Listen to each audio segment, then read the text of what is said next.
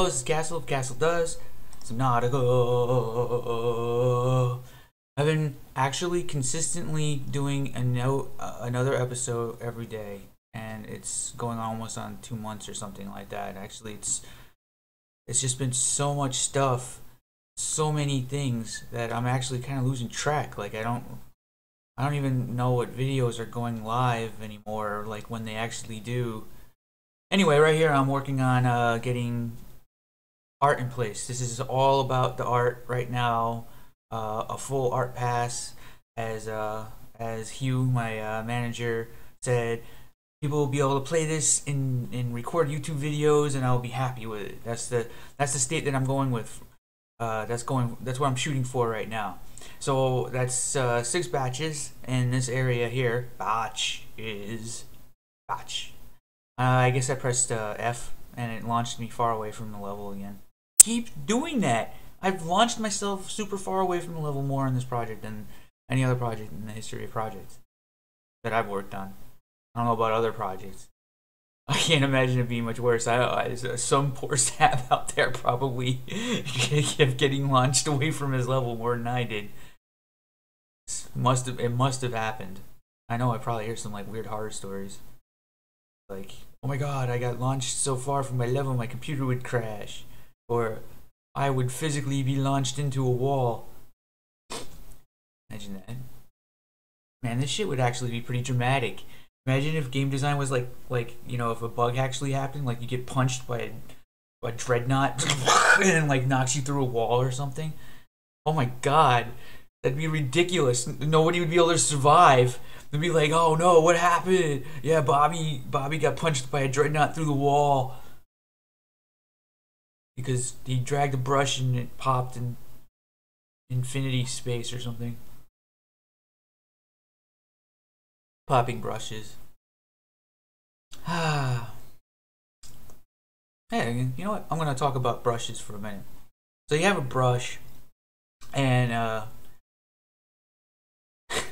not even talking about the game I'm working on right now. I mean, I've talked about this enough. Anyway, you get a brush, but the brushes have to remain a convex shape. Otherwise, mathematically, they can't work out, and they become an infinity vortex, which then causes the entire world to be a solid object. The whole world becomes a solid object, which is not good. Because can you imagine if that happened in real life? The whole world suddenly became a solid object because something became concave. There's nothing left.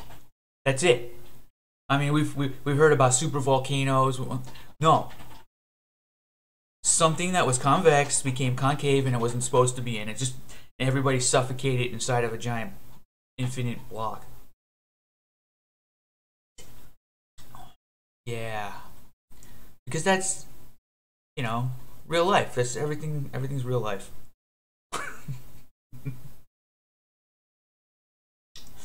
Getting more of the shell models in place, and then once adding the shell models in place, I had to make sure that the creatures that spawn next to the shell and the loot that spawns next to those green shell thingies, and also have like the texture, the material type that actually I could apply to like level geometry.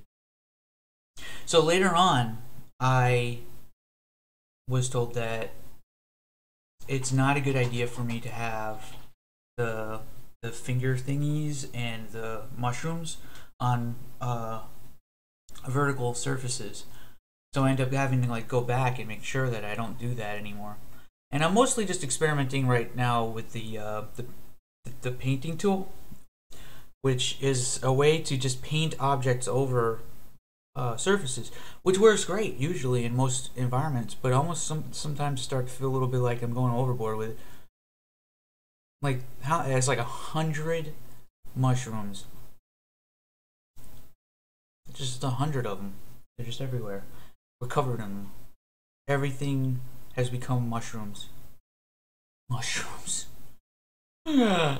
And then, well, there's actually ended up being a couple more things on top of that. So now, right now, I'm doing entity slots, but those particular discs are supposed to only be on top of certain material surfaces.